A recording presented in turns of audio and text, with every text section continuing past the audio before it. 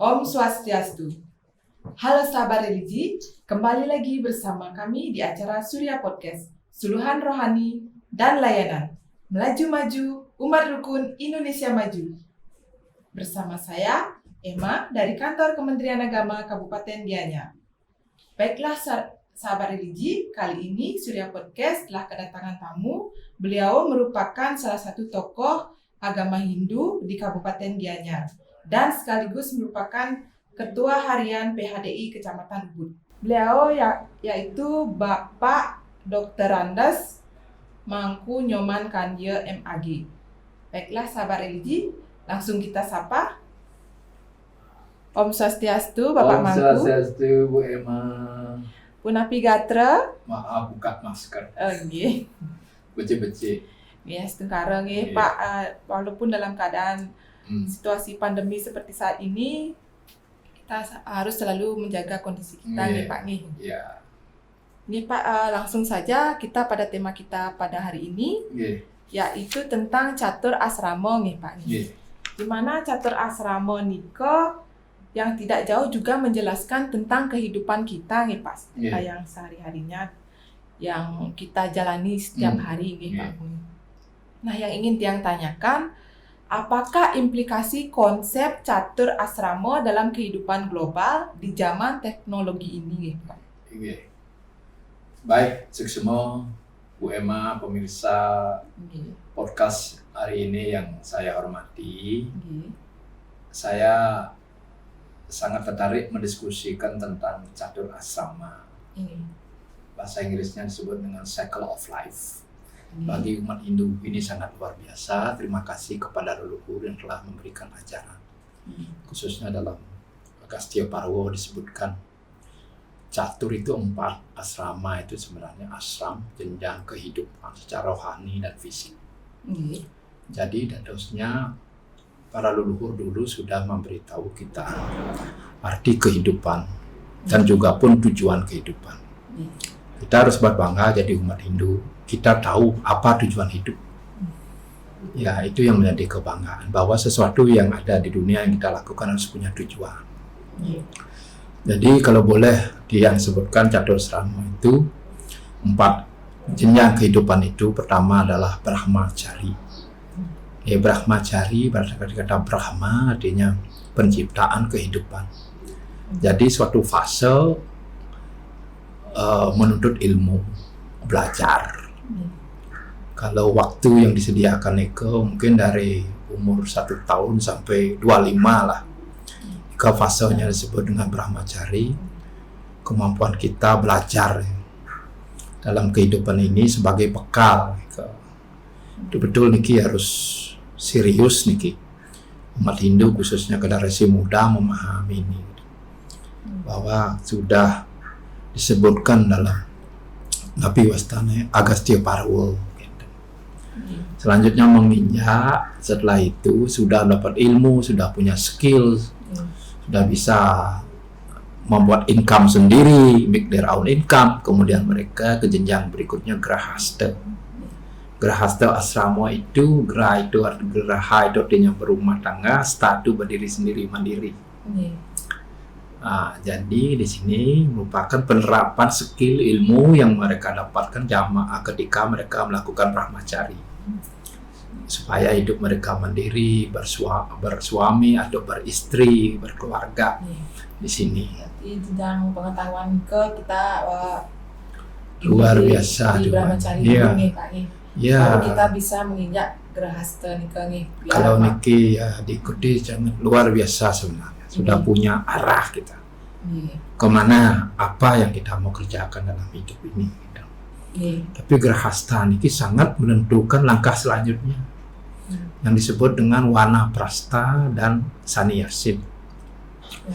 Wanaprastha ini kalau boleh didiang, maaf ya, Grahasta itu mungkin dari umur 25 sampai umur 60 niki. Masa membina keluarga niki. Kalau dari segi kemapanan rohani nggih. Kemudian masuk ke Wanaprastha, biasanya setelah kita pensiun. Rata-rata mereka kan pensiun umur 60. Disinilah kita mengenali diri, jati diri sendiri. Who am I bahasa Inggris. Siapa saya? Who am I? Ya, tidak tergantung lagi ke materi. Mendekatkan diri sepenuhnya dedikasi for God, kepada Tuhan Ida Sang Hyang Widi. Semua kita, kehidupan ini, badan kita, ini jiwa dan raga untuk Ida Sang Hyang Widi. Ke dalam wanoprasta. Wanoprasta itu tidak mesti ke hutan gitu. Ya, zaman dulu ada yang ke hutan katanya. Mengasingkan diri. Mungkin di zaman Ramagong.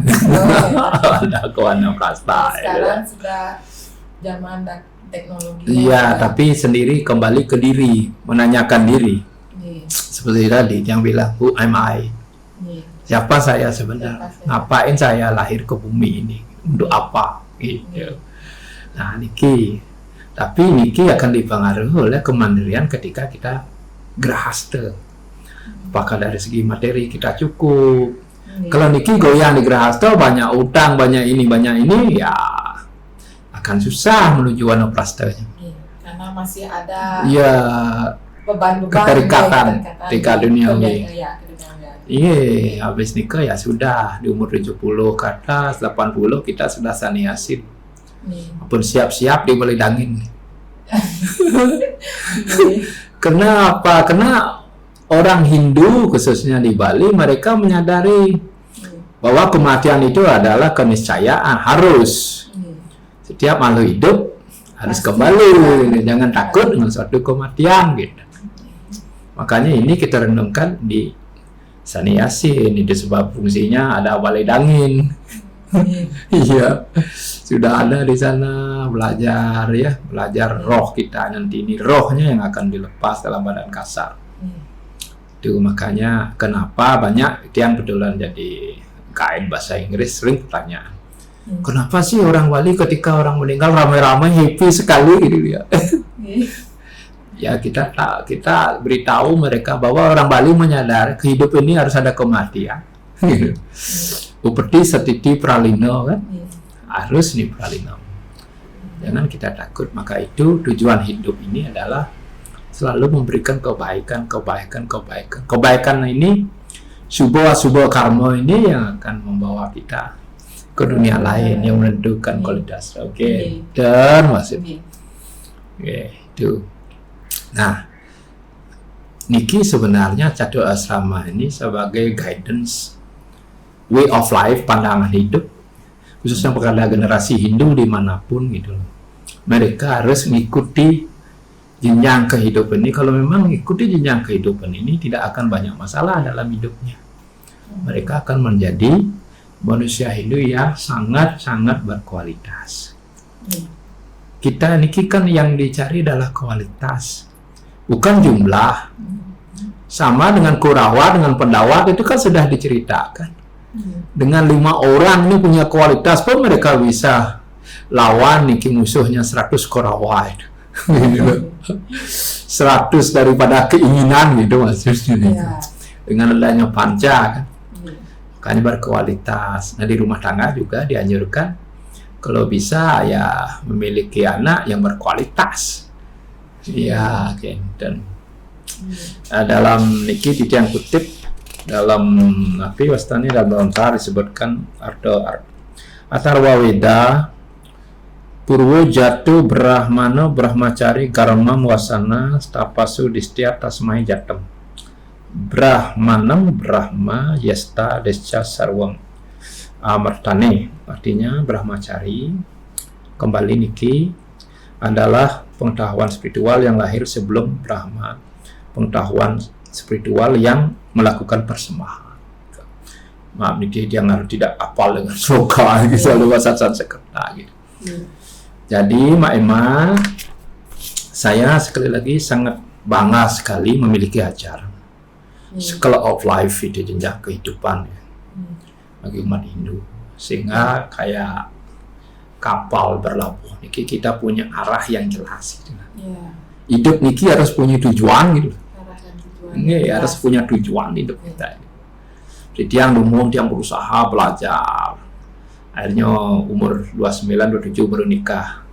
Setelah kita mapan belajar mencari skill kemampuan ngelaleng istilahnya bahasa Balinya ngelaleng. hidup berumah tangga, jadinya kita dewasa dalam berumah tangga. Tidak jadi kekanak-kanakan. Bagaimana sebagai imam ya dalam rumah tangga, sebagai kepala keluarga gitu. Kemudian belajar agama mulai setelah anak-anak besar.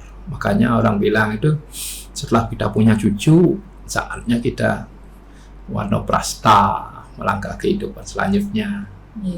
Gitu. Dan mulai pertanyaan. Jenjang kehidupan dalam ajaran Hindu sangat jelas. Kenapa pemeluk umat masih mengalami problema dalam jenjang kehidupan itu? Nah, karena mereka tahu ajaran ini, tapi dilaksanakan tidak. Padahal sudah, kalau kita mengikuti apa yang menjadi tuntunan dalam sastra Hindu, ajaran Hindu akan tidak menjadi masalah. Masalah ini kesenjangan terjadi niki karena apa yang mereka tahu tidak dipraktekkan. Harusnya by practice, not theory only. Iya, harus by practice. Kalau kita ikuti, pasti ngikuti itu dengan tapa pengendalian diri. Sekarang kan maaf aja ya, sekarang kan wah yang sing kalau tidak hamil dulu kasih nganten gitu. Ini kan sedih sekali kita mendengar ya. Kadang-kadang orang tuanya bangga sekali itu loh. Orang itu kan dosa sebenarnya. Melakukan suatu hubungan di luar. Ini nikah yang resmi. Kok ini yang dibudayakan di masyarakat? Ini maaf nih, quote and quote nih. Special case tidak semua sih gitu. Yang tiang amati di masa special case. Berkali-kali dia yang menghadiri orang nikah kok sudah hamil baru nih. Ya, semacam nikah. Ya, katanya pasti rugi kalau nikah harus beling malu gitu. Ya. Ini kan case nih, ini kan bermasalah nih. Apa yang disampaikan dengan ajaran-ajaran para leluhur gitu. Padahal bikin anak itu harus ritual, harus nikah malu supaya dapat suputra gitu. Itu pun hubungan seksual pun di Hindu sudah diatur gitu. Tidak sembarangan aja, itu sesuatu yang sakral yang akan menentukan suputra dan itu kan. Ada yang terakhir Niki, ada rasa kurang percaya diri dalam memasuki tahapan wanaprasta Nike dan sanyasin. Apakah yang menjadi kendala utamanya Nike? Tadi kesiapan dalam grahasta Nike. Kemandirian dalam ekonomi, kemudian dalam mental, rohani. Itu yang menyebabkan. Misalnya di yang case ini special case, tidak semua ya. Orang ketakutan pensiun pada umurnya 60. Mereka harus kan nanyakan dirinya UMI-nya lagi itu loh. Lagi bingung, stres. Kemana saya habis pensiun umur 60? Mikir pekerjaan lagi gitu. Padahal hidupnya habis untuk bekerja gitu loh. Sudah ada tahapan. Ketakutan menanyakan dirinya belum gitu. Harus itu semua mulai perlahan-lahan ketika nikah pelan-pelan nikah ditinggal. Iya. Itu yang menjadi. Padahal dalam catur asrama ajaran Hindu niki sudah jelas sekali. Tergantung kan kita mau ikutin pada ajaran ini semua adalah. Maka itu gunanya agama tuntunan. Agama Hindu kan tidak cuma mengajarkan teori ketuhanan, teologi, but Hindu tell us the way of life.